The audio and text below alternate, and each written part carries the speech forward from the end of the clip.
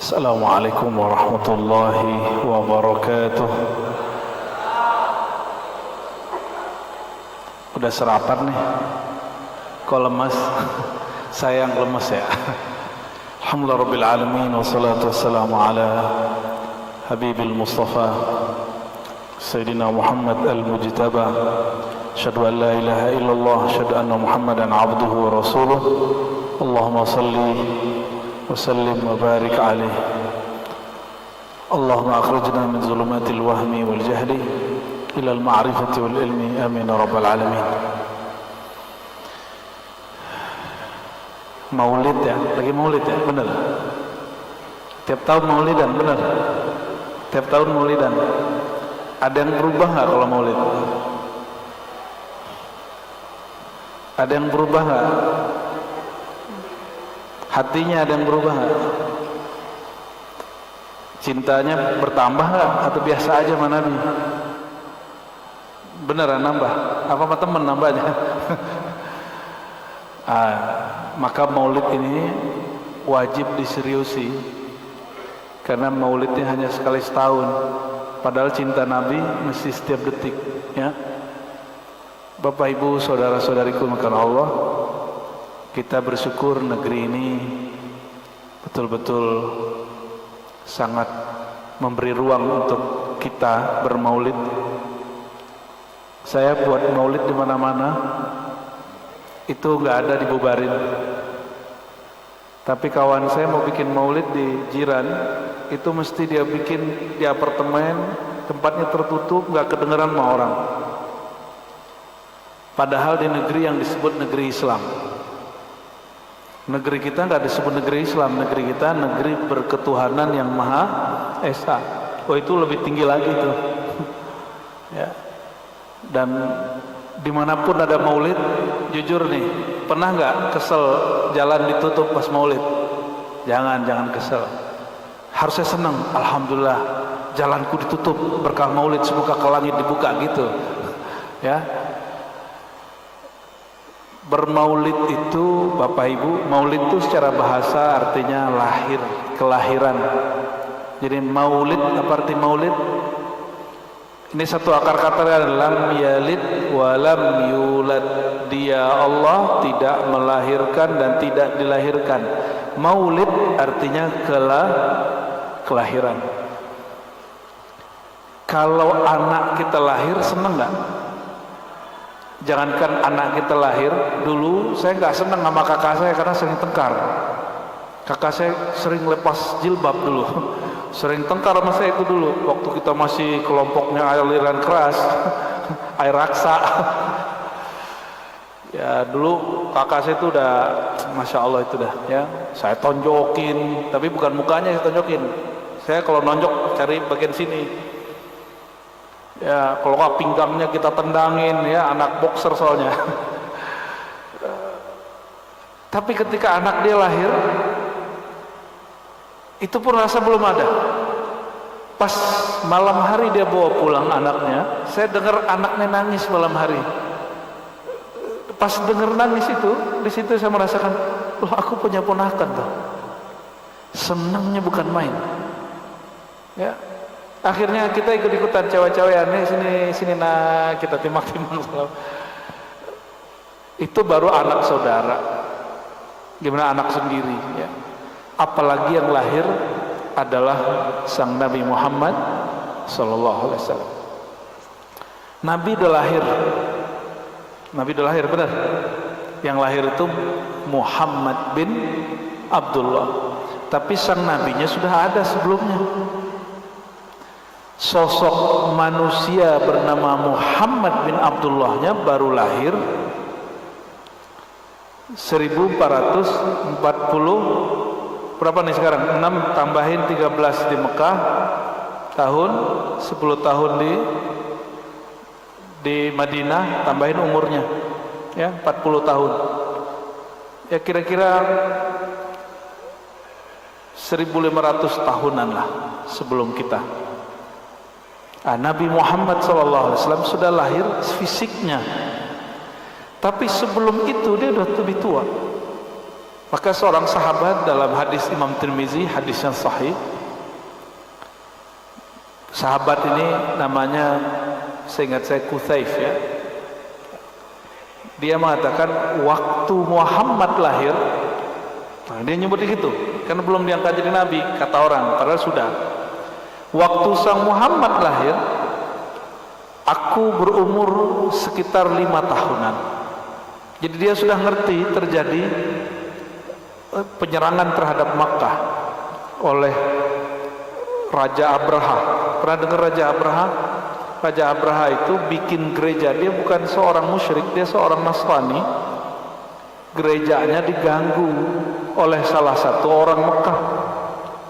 Pas dilihat di Mekah ada Baitullah, dia ingin pindahkan fungsi Baitullah ke Yaman. Sampai hari ini masih ada gereja Abraha. Jadi Abraha ini gak syirik, dia cuma syirik tidak, tapi syirik Pak. Dia tidak menyekutukan Allah, tapi dia iri dengan apa yang ada di Mekah. Kata sahabat ini, waktu sang Muhammad lahir, aku sudah besar, aku sudah 5 tahun, 6 tahun. Tetapi ketika ditanya, lebih tua kamu apa Muhammad? Begitu pertanyaan orang.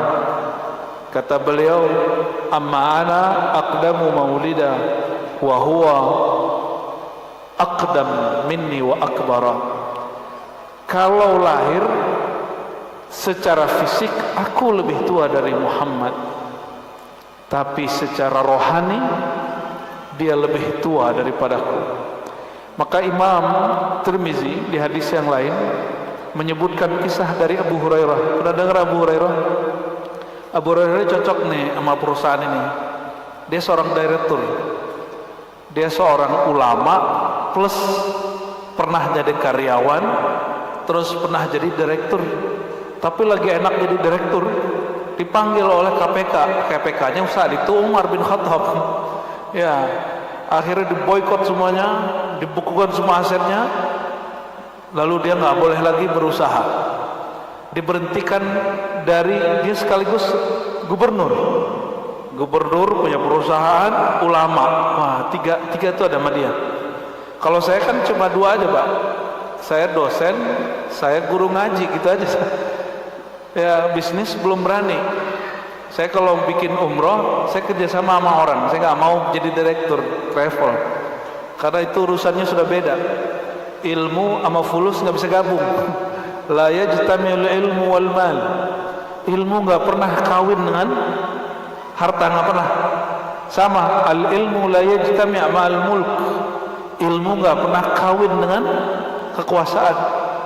Jadi orang kalau udah memilih untuk berpolitik, berkuasa, berjabatan, siap-siap tinggalkan. Dia dengan otomatis meninggalkan fungsi keilmuannya. Ya, saya dulu pernah jadi peneliti 3 tahun, itu saya buang semua jadwal ceramah cancel semua. Itu baru jadi peneliti, apalagi jadi pak direktur, wakil direktur. Kalau kabak nggak tahu deh, kabak kasih gimana? Gak bisa juga tuh, gak bisa. Nah, Abu Hurairah ini pernah bertanya kepada Nabi dan para sahabat, ya. Para sahabat nanya ke Nabi, ya Muhammad, ya Rasulullah, mata kunta nabiyya, sebenarnya engkau jadi nabi kapan? Coba kapan beliau jadi nabi? Umur 40. Selama ini kita diajarin menjadi nabi umur berapa? Umur 25. Ya benar, serius ya, itu keliru semua, itu nggak ada dalilnya itu. Tidak ada dalil yang menyebutkan bahwa Nabi Muhammad jadi nabi umur 25. 25 itu nikah. Itu pun nikah nggak pasti 25, ada riwayat 30. Berarti kalau 30 jaraknya dengan Aisyah, dengan Khadijah berapa tahun? Berondong berapa tahun? 10 tahun. Dan itu lebih masuk akal, lebih. Jadi saya nggak sepakat sebenarnya dengan umur Nabi yang segitu kemudian disebut apa gitu ya, karena sejarah itu hanya data, nggak boleh pakai perasaan ya, atau pakai ilham, nggak bisa. Data sejarah tidak dapat ditimbang dengan dengan ilham dan perasaan. Lalu Sayyidina Muhammad SAW menjawab, aku sudah jadi nabi, Adam belum dicipta. Adam masih air, masih ruh. Ada yang tahu Nabi Adam berapa ribu tahun yang lalu? Ada yang tahu nggak, Bu? Nabi Adam kapan? Berapa ribu tahun Nabi Adam? Ada yang tahu? Ya? Tahu nggak? Makanya kalau ada kuburan Nabi Adam kita ziarahi ya. Katanya di Jeddah ada sepeda ontel Nabi Adam ya. Orang Indonesia mau aja dibodohin ya. Jangan mau dibodohin. Zaman itu belum ada sepeda ontel. Itu cuma istilah aja. Orang Indonesia ini terlalu menghayati hal-hal yang unik, yang aneh-aneh. Ada masjid terapung dianggap aneh, unik. Padahal itu biasa aja. Itu mainan travel, Pak. Biar Bapak Ibu gak nginep di hotel, ya kan bayar mahal. Dibola jalan-jalan ke, iya kan kita tahu rahasianya travel. Nanti jangan mau diajak ya. Minta aja nginep di hotel, kan sudah bayar. Ya, biar orang travel nih khidmatnya luar biasa kepada Duyufur Rahman. Baik, jadi Nabi Muhammad itu ketika mengatakan kuntu nabiyan, aku sudah jadi nabi, Adam belum dicipta. Jadi kalau gelar Nabi Adam Abul Bashar, Adam itu bapaknya manusia, bapaknya Nabi Adam siapa? Bapaknya Nabi Adam ya Nabi Muhammad, kira-kira gitu. Karena dia tercipta dari nur Nabi Muhammad sallallahu alaihi wasallam. Jadi Nabi Adam tuh kalau ketemu Nabi Muhammad manggilnya 2 kali. Ya ibni as-salih, wahai ananda yang soleh. Habis itu wa akhi, dan saudaraku, begitu manggilnya, saudara sesama Nabi. Coba perhatikan Nabi Adam. Nabi Adam dicipta di mana dia ditaruh pertama kali, di bumi atau di surga? Di bumi atau di surga? Di surga ya. Setelah dicipta, Nabi Adam itu dipamerkan ke malaikat. Malaikat itu Bapak Ibu, itu sudah zikir 18.000 tahun, ada yang 15.000 tahun, ada yang 1.000 tahun. Itu sudah zikiran, sudah beramal, sudah berkiprah, sudah punya jabatan di surga. Tahu-tahu Allah kasih pengumuman, wahai semua malaikatku ahli zikir, semua malaikatku yang bersayap, yang punya jabatan, aku akan menugaskan di bumi yang cantik, di bumi yang subur, seorang bukan dari kalangan kalian malaikat, tapi dari kalangan manusia. Yang jadi pertanyaan kita, itu ayat surat Al-Baqarah menyebutkan malaikat sudah tahu tabiat manusia. Apa kata malaikat? Ya Allah, apakah engkau mencipta di muka bumi, memerintah di muka bumi orang yang perusak dan suka menumpahkan darah, suka merusak? Nah ini yang mau tanya nih, kerjaan Bapak ini merusak alam gak nih? Mesti ada yang dirusak loh, betul nggak? Bagi malaikat itu merusak. Tapi kalau itu nggak dirusak, itu berapa ribu rumah di Bekasi tidak makan, tidak minum. Benar nggak? Mungkin hari ini nggak ada yang mandi. Bagi malaikat itu merusak, tapi bagi manusia itu kemajuan. Ini gedung-gedung ini dari mana, Pak? Batu-batunya dari gunung. Kampung istri saya di Tuban, terus sampingnya Gresik. Gresik itu udah nggak ada gunungnya, gunung semennya udah nggak ada, udah pindah ke. Jadi semen Gresik itu Bapak Ibu, itu sekarang ngambilnya dari Tuban dan sekitar. Jadi gunung-gunung Tuban udah nyampe sini nih. Nah, semen apa dulu nih? Katanya patungan Pak Hasan Basri ya. Pakai semen Gresik nggak? Pas semen Padang. 3 roda, ya sama juga dari sono semua itu. Bagi manusia itu kemajuan, peradaban, bikin pembangunan. Bagi malaikat sebutnya apa? Kehancuran. Gunung yang tadi ada kemudian jadi nggak ada. Saya mau tanya nih Pak Direktur, kalau lagi ada proyek, itu apa yang dilakukan ke sungai-sungai? Normalisasi, itu kan bahasa kerennya. Normalisasi ya, ada yang inormal pastinya. Malaikat tahu karakter kita. Pertanyaannya, dari mana malaikat tahu manusia perusak dan menumpah darah? Oh, ternyata sebelum Nabi Adam kita ini sudah ada Adam sebelumnya. Jadi kita ini nggak tahu Adam keberapa ini, yang Adam bapak kita itu. Jadi malaikat sudah mengenal ada manusia, tapi di zaman itu manusianya belum bertugas sebagai khalifah. Sekarang manusianya sudah bertugas sebagai khalifah. Kalau kita khalifah itu pengganti. Apa arti khalifah? Pemimpin menggantikan sebelumnya, itu arti khalifah. Berarti sebelum kita sudah ada yang memimpin di bumi. Siapa yang memimpin di bumi? Ada yang tahu nggak? Sebelum kita yang memimpin di bumi disebut Bani Aljan. Bani keturunan Aljan, raja jin. Jadi kalau di manusia ada Adam, di jin itu ada namanya Jan. Keturunannya disebut jin, bukan jin Janjun ya. Jadi bapaknya jin namanya Jan, ya. Wa khuliqal jannu min marjin min nar, ya. Dan diciptakan jan itu dari nyala api.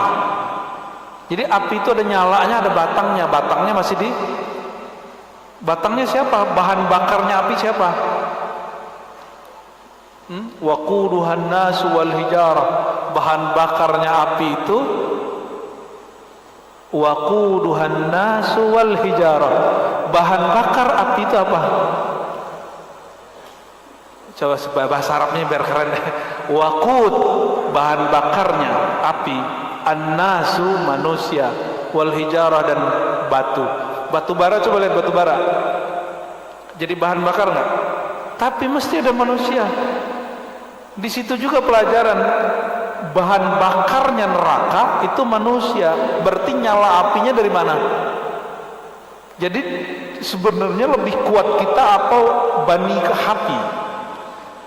Manusia yang tercipta dari tanah atau jin yang tercipta dari api?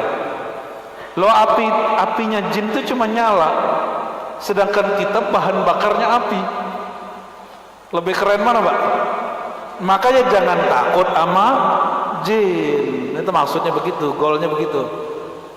Kalau masih takut sama jin, berarti nggak kenal sama asal muasal diri. Itu satu. Yang kedua, khalifah di muka bumi berarti sebelum kita, nah, kelompok jin ini menguasai bumi. Ini beruntung nih Bapak Ibu, kita ini di zaman jin itu nggak nongol. Ada yang lihat jin ya? Pak Hasan Basri kan ngurusin masjid, lihat jin nggak? Kali bakal tasbihnya makan tasbih gitu. Ya orang awam kan senang begitu ya. Ya dikira tasbih itu sakti, yang tasbih itu nggak sakti. Yang sakti itu yang megang tasbih. Tasbih mana benda mati itu. Ya malah ada yang membid'ahkan itu tasbih itu. Kenapa mereka kemudian dibebas tugaskan dan tidak berlanjut mengurus bumi? Karena mereka tiap hari tengkar. Maklum, kelan api, gesek dikit bakar, gesek dikit senggol. Nggak kayak gini nih ya. Kalau kesel dikit surhat ya kan? Bener ya? Kalau kesel mah curhat ya? Curhatnya di mana? Di sosmed, itu kan nyebelin bener. Jadi kita kalau kesel nggak langsung nyenggol. Kita kalau kesel kita ekspresikan. Itu bedanya manusia dengan ya, ada yang kesenggol nggak hari ini? Ya, kalau manusia punya masalah dia nggak langsung mukul orang, itu binatang buas. Jin, binatang buas itu begitu. Ya, ada juga kalau banyak masalah makan aja dia. Tapi kalau manusia yang sejati, dia kalau punya masalah dia obrolin ke orang supaya cari jalan keluarnya. Itu manusia tuh. Tapi jangan salah curhat ya. Ya Pak ya. Jangan biarin istri kita curhat ke selain suaminya. nanti dia jatuh cinta. Ya, curhat itu kalau kelebihan ke bawah hatinya. Padahal curhat itu cuma menumpahkan masalah, tapi kalau ke bawah hati bahaya itu. Repotnya bisa 7 turunan itu. Bapak Ibu, kalau Allah itu jin gak beres ngurusin bumi. Maka Allah kemudian pernah dengar ada meteor, hujan meteor. Maka sampai hari ini saya ini punya hobi baru, suka sama keris sama pedang-pedang kuno gitu, tapi bukan untuk ritual, sekedar punya aja. Itu yang terbaik justru dari batu meteor. Kok batu meteor ada di sini? Ternyata dulu memang ada hujan meteor. Hujan meteor siapa yang dihancurkan? Itu orang-orang jin-jin yang dulu berkelahi itu. Maka mereka pada lari ke gunung, lari ke air, bener kan? Lari ke goa-goa, ke batu-batu. Makanya sekarang hati-hati tuh yang punya batu tuh. Ya, aku juga punya batu, Pak. Makanya hati-hati yang suka hobi naik gunung. Ada yang suka naik gunung? Kalau suka naik gunung, bapak gunungnya sudah beda ya. Jangan pernah misah sama teman. Karena begitu kata Nabi, hati-hati jika kamu naik gunung, fa innaha manazilatus syayatin. Itu tempat tinggalnya jin setan. Ya. Sama kalau ke sungai-sungai, hati-hati jangan sendiri. Kecuali udah temenan sama mereka. Ya. Makanya di gunung-gunung, di sungai-sungai, orang Bekasi sering dengar namanya buaya putih gitu ya. Itu bukan khurafat, itu beneran disebut jin siluman. Kata Nabi SAW, jin itu terbagi 2. Ada jin yang bisa terbang bersayap, tinggalnya di awan-awan tuh. Hati-hati kalau ada yang zikir terus tiba-tiba badannya merasa keangkat, pikirannya kemana, terbang. Itu jangan-jangan yang bawa jin itu. Ya, bukan malaikat yang bawa, tapi mantan malaikat. Jadi jangan senang dulu kalau zikiran, ketemu makhluk ini, ketemu orang ini. Siapa tahu itu bukan nur malaikat, tapi itu jin yang kamuflase. Maka kita sangat hati-hati untuk masalah pengalaman batin. Hati-hati bener, jangan sampai halu. Ya, tahu halu ya? Yang nggak real di real kan gitu.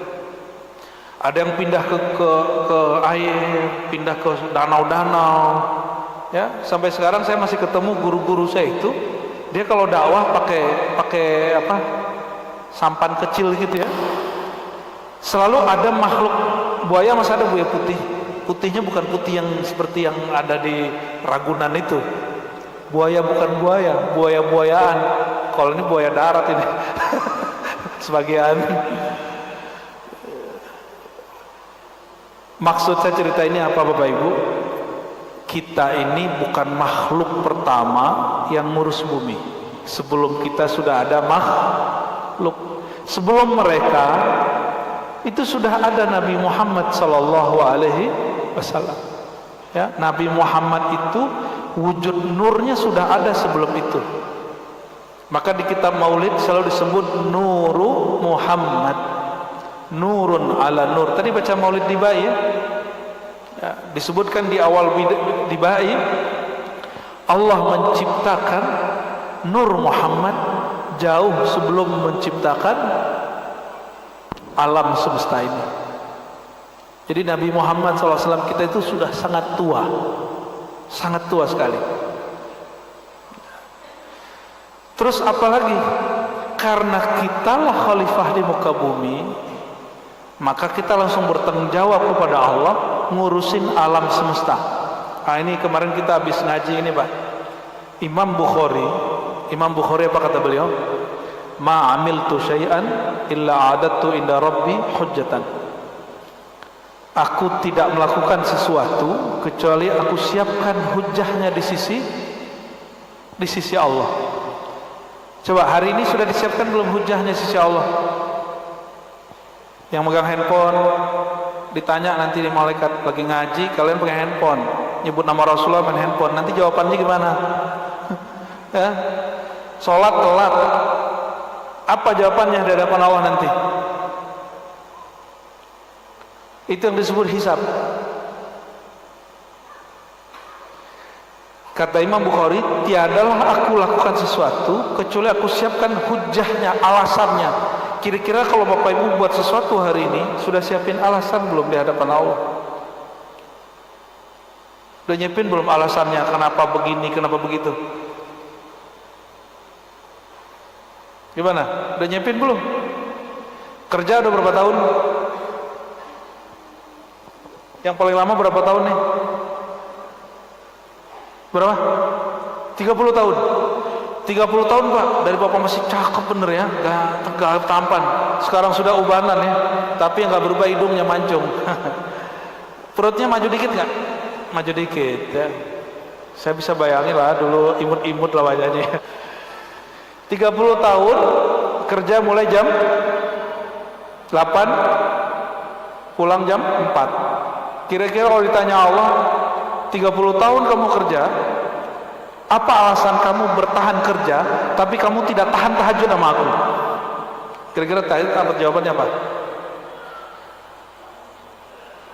Harus punya jawaban Pak. Harus punya jawaban. Bapak punya istri? Satu berdua? Satu. Ada, alhamdulillah. Ibu mana ibu? Emang istri atau Bu? Anak berapa Ibu? Anaknya 3. Oke, itu jawabannya. Ya Allah, Engkau menitipkan kepadaku 3 anak, 1 istri. Jawabannya gitu Pak. Jangan gak punya jawaban. Allah itu suka kalau ada orang punya jawaban. Kenapa? Inna sam'a wal basara, pandangan, pendengaran, hati, semuanya mas'ula, semua ditanya. Kenapa kamu pakai ini? Dulu nggak pakai kacamata kan Pak? Mumpung bisa ditanyain Bu ya. Sampai dari nggak pakai kacamata terus pakai kacamata, asbabnya apa? Nonton bokep apa kerja gitu? Gitu. Karena main YouTube malam-malam hari, lampu mati, atau kenapa matanya rusak? Kan ini saya ngasih barang ke orang untuk dititipin, boleh dipakai gitu. Tiba-tiba ketika dibalikin rusak. Saya nanya dong, ini rusak nih kenapa? Kalau dia punya alasan kita terima. Pernah nggak sama teman mau nonjok dia, tahu-tahu dia kasih alasan, nggak jadi nonjok loh. Ya. Barang kita dipakai rusak. Kita udah mau marah minta ganti, tahu-tahu dia bilang, "Duh Bang, jangan mau ganti, mau makan sehari aja susah Bang." Ya. Nggak jadi. Itu pinter-pinternya sahabat Nabi. Pernah dengar sahabat Nabi yang tak harusnya dapat hukuman nggak jadi dapat hukuman? Ini sahabat nafsu besar, duit nggak punya, nikah, ilmu kurang. Tengah hari bulan puasa, nafsu dia lagi naik, dia gaulilah istrinya. Kalau menggauli istri bulan puasa gimana? Siang puasa, karena kafarah, nebus makan 60 miskin. Ya, apa kata Nabi? Kamu wajib bayar kafarah. Dia tanya, ya Rasulullah, itu berapa hari, berapa orang gua kasih makan? Ya 60. Kata dia, ya Allah, ini makan seharinya belum tahu mau makan apa nih Rasulullah. Akhirnya ya sudah. Kamu punya ini nggak? Punya nyimpan makanan nggak? Enggak. Dia nggak wajib puasa, nggak wajib lagi nebus dengan kafarah, malah Nabi kasih makan. Udah kamu kasih makan. Karena dia pinter memberi jawaban. Dia pinter ngasih, dan jawabannya kena semua. Coba mata ini kan, udah pakai kacamata. Ini pakai kacamata sebelum kerja apa setelah kerja Pak? Setelah kerja. Mesti punya jawaban nanti. Ya Allah, ini mataku aku pakai untuk menafkahi anak-anakku. Tapi walaupun aku sibuk, nggak lupa sholat. Di sini berapa waktu berarti di sini? 2 waktu, zuhur sama asar. Coba cek, beneran sholat asar di sini apa pulang duluan? Harus punya alasan. Coba lihat kepalanya pada botak nggak Pak? Mulai botak, mulai putih. Untuk apa kita ngebotakin kepala itu? Mesti ada jawabannya. Nggak boleh enggak. Karena ini punya kita apa punya Allah? Ada seorang ahli ibadah di zaman Bani Israel. Diceritakan Nabi ini kan diperjalankan. Jadi bagi Nabi waktu dahulu dan waktu nanti itu sama. Belum melihatnya sama. Beliau tahu umurnya Nabi Adam, juga tahu nanti kejadian masa depan seperti apa dengan izin Allah tentu. La ya'lamul ghaiba illallah, yang tahu gaib hanya Allah. Dan Nabi Muhammad disertakan dalam pengetahuan itu, diberitahu. Apa kata beliau? Nanti ada orang yang beribadah 500 tahun gak pernah maksiat, Allah kalamkan kepada mereka. Ini hadisnya sahih riwayat Imam Baihaqi. Allah berkata, Allah, wahai hambaku. Nah, ini untuk pelajaran untuk kita semua yang merasa sudah banyak karya, yang merasa sudah banyak kerja. Ini perhatiin hadis ini. Wahai hambaku, masuklah sorga. Wahai hambaku yang sudah ibadah 500 tahun, masuklah sorga dengan kasih sayang rahmatku. Lalu orang ini nanya, ya Rabb, kenapa engkau tidak masukkan aku sorga dengan amalku yang 500 tahun, karyaku 500 tahun, aku menjadi khalifah engkau di muka bumi 500 tahun. Apa kata Allah? Oh, kamu maunya gitu? Oke. Maka proses hisab langsung dibuka. Orang ini tadinya masuk sorga nggak perlu dihisab, karena dia nuntut masuk sorga dengan amalnya, maka Allah panggil malaikat hisab. Malaikat hisab, malaikat mizan timbangan datang semua. Itu KPK-KPK-nya Allah, pengadilan-pengadilannya Allah, jaksa-jaksanya Allah datang semua. Diperiksalah, ambil satu matanya bagian kanan, timbang dengan semua amalnya. Amalnya tadi 500 tahun. Ada yang pernah beramal 500 tahun? Ya, nggak usah 5 hari nggak maksiat, bisa nggak? Jangankan Bapak Ibu, saya juga nggak bisa. Ya, padahal saya ngaji-ngaji doang loh, ngaji, baca kitab, majelis, ke kampus, muter-muter begitu aja saya itu. Tetap ada maksiat di mata. Maksiat itu bukan cuma ngeliat yang bening-bening, Pak.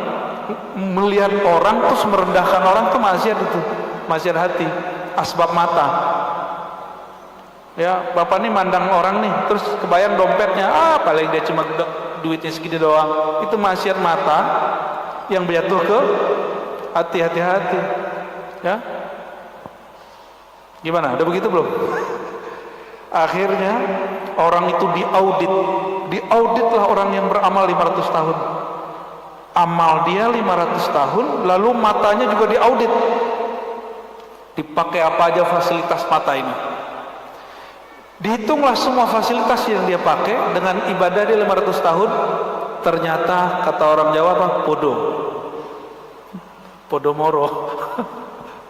Sama, Pak. Mata dipakai 500 tahun, dia ibadah 500 tahun. Malah kurang-kurang dikit. Kalau orang tidur ibadah nggak?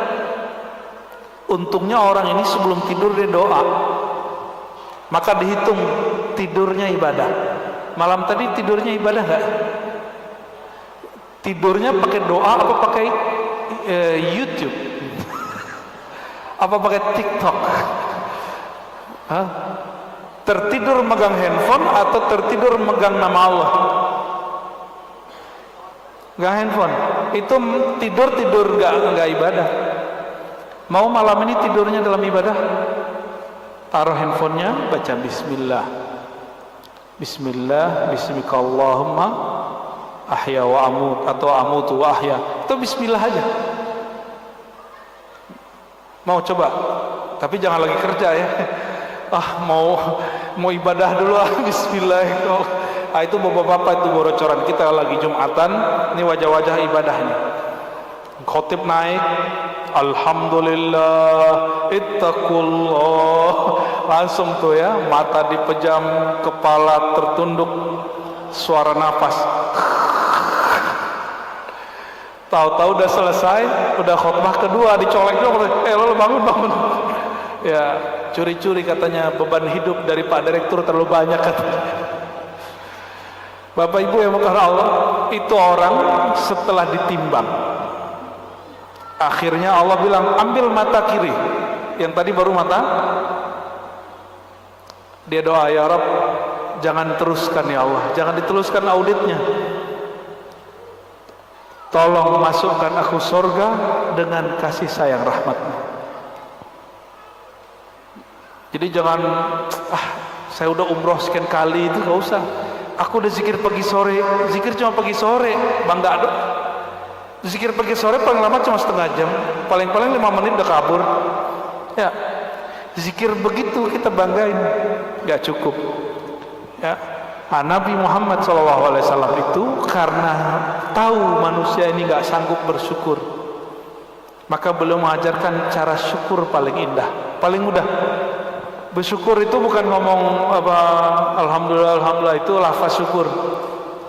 Bersyukur paling tinggi Bapak Ibu, ini intinya maulid. Inti maulid itu berterima kasih kepada Allah, bersyukur kepada Allah, dimulai dengan bersyukur kepada kekasih Allah Nabi Muhammad SAW. Maka mensyukuri itu caranya gimana? Ini pertanyaan Ibu, kalau punya hadiah nih, terus dikasih seseorang, senang ke hadiahnya dipakai orang itu? Senang, bener. Tapi kalau dia habis pakai terus bilang, ini gua beli sendiri, kira-kira begitu gimana? Ini hasil jerih payahku loh. Padahal dia dikasih seseorang, kita yang ngasih. Kira-kira kalau gitu gimana Pak? Kita bilang dia apa? Ketok banget, lo nggak tahu diri gitu ya. Begitulah Allah kira-kira. Allah itu memberi hadiah itu 2 jenis. Ada hadiah yang kita menjemputnya lewat bekerja, ada hadiah yang kita terima tanpa kita bekerja. Benar nggak? Itu disebut rezeki. Ada rezeki yang kita nggak kemana-mana, tahu-tahu datang. Ada rezeki yang kita mesti jemput di tempat-tempat kita bekerja. Itu semua hadiah dari Allah SWT. Wa mimma razaqnahum yunfikun. Razaqna, kami yang memberi rezeki mereka. Nahnu narzuquhum, kami memberi rezeki mereka. Ya, kami yang memberi rezeki mereka. Jadi yang ngasih rezeki Pak Direktur, Bupati apa Allah? Jadi kita baik-baiknya sama Allah apa cuma Pak Bupati, Pak Direktur? Mau baik-baikan sama siapa? Ya, kalau kita dikasih hadiah, kita tunjukin, ya Allah ini punyamu. Hari ini susah nyari kerjaan Pak ya, masih susah nyari kerjaan. Ini Bapak Ibu alhamdulillah ada pekerjaan. Kerjaan ini karena pinter kita atau karena hadiah dari Allah? Ngecek doang nih orang bersyukur apa enggak nih? Pekerjaan sekarang itu karena pinternya Bapak Ibu, karena koneksi Bapak Ibu, atau karena hadiah dari Allah? Beneran nih, kalau dikasih hadiah seneng nggak? Pak, kalau nggak seneng kalau nggak kenal orangnya. Dikasih hadiah 500.000 tapi nggak kenal orangnya, bilang dikit. Tapi dikasih hadiah cuma misalnya apa ya, dikasih hadiah donat 50.000, kita tahu yang ngasih orang yang kita suka, gimana? Walaupun kita nggak suka donat, jadi suka Pak Ibu. Jadi cara bersyukur itu wajib mengenal yang memberi. Semua pemberian Allah itu kata Nabi SAW dibagikan lewat aku. Wallahu mu'ti wa ana qasim. Allah lah yang memberi, tapi yang bagi-bagi aku. Ini bagian akhir yang mau saya sampaikan Bapak Ibu. Ini dimanapun majelis maulid saya bacakan kalimat ini supaya menjadi kaidah, menjadi penyemangat saya dan kita semua. Kenapa maulid mesti baca di Ba'i, Simtid Duror, ya? Kenapa baca solawat-solawat? Kenapa kita mengisahkan Nabi Muhammad SAW? Alasannya sederhana. Ulama ahlu sunnah bersepakat dengan satu kalimat ini. Fi kulli dzikri salihin tanzilur rahmah atau rahmat. Setiap disebut orang yang soleh, turunlah rahmat. Makhluk paling soleh siapa? Nabi Yuna Muhammad, ya, Nabi kita Muhammad SAW. Setiap disebut nama orang soleh, turun rahmat. Jangankan Nabi Muhammad, ahli hadis Bapak Ibu itu punya silsilah. Imam Bukhari mengatakan dia kenapa menyebut nama orang-orang soleh gurunya, dari gurunya Humaidi, dari gurunya Sufyan, dari gurunya Al-Ansari, gurunya Tamim, terus sampai kepada Nabi, menyebut mereka menyebabkan rahmat turun. Ya, rahmat jadi turun. Kenapa? Menyebut nama orang soleh itu tanda syukur pertama kepada Allah. Bersyukur kepada Allah mesti melalui makhluk. Ya, nah, kalau orang sudah sadar ya bahwa pemberiannya dari Allah, rezekinya dari Allah, kira-kira kalau Allah meminta nanti dikembaliin berat nggak? Serius? Allah mengatakan 2,5% aja gitu, dikeluarin nggak? Berat ya? Kalau berat berarti merasa punya dong.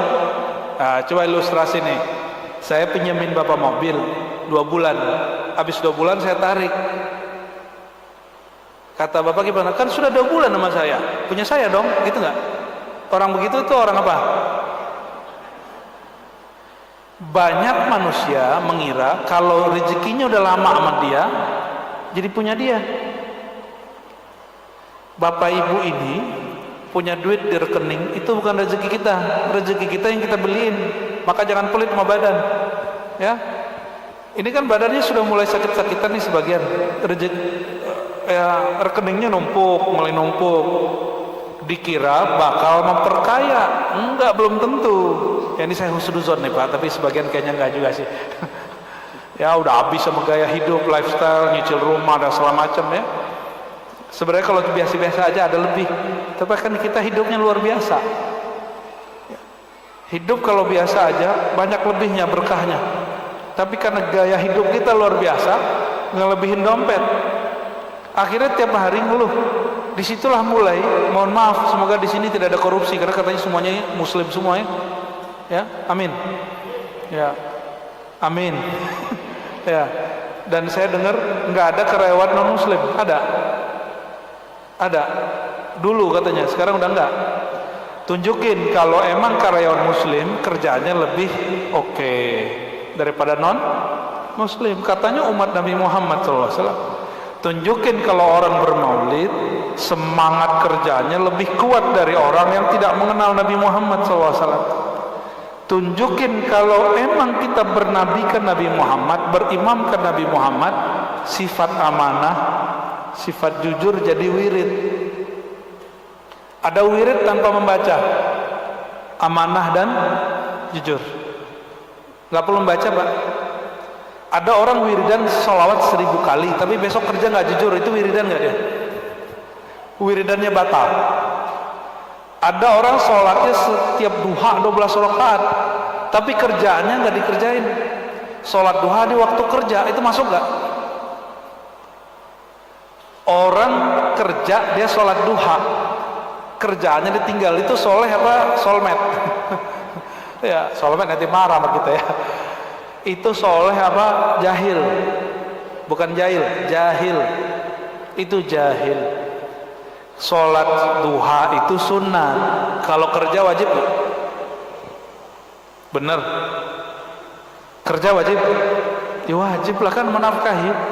Ini kerjanya pakai kontrak nggak? Kalau kontrak berarti ada perjanjian di situ.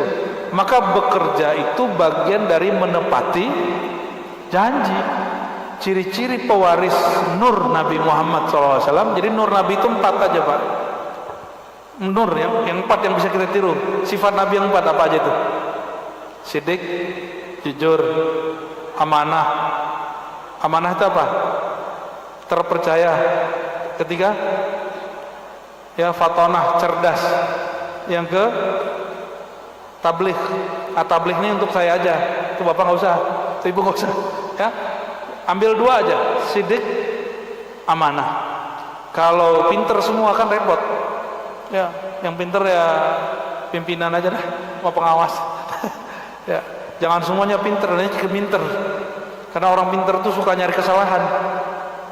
Tapi orang paling pinter bukan nyari kesalahan, nyari penyelesaian masalah.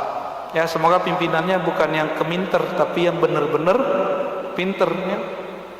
Amin ya rabbal alamin. Nah, terakhir Bapak Ibu, jadi bermaulid itu orang sukses bermaulid ketika dia mewarisi sifat Nabi Muhammad sallallahu alaihi wasallam.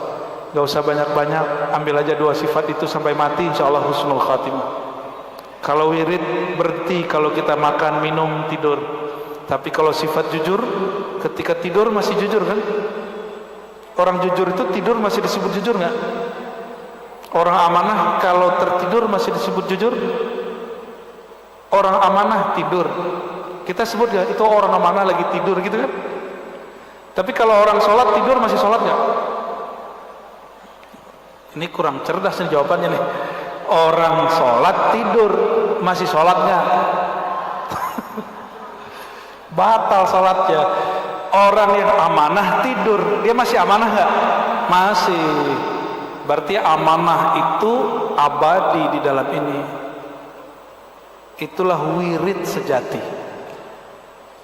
Itulah wirid sejati. Apa tadi? Sidik, amanah. Semoga 2 sifat ini Allah tancapkan dalam diri kita dan tidak pernah dicabut. Amin rabbal alamin. Ila ruhin Nabi sallallahu alaihi wasallam. Al-Fatihah.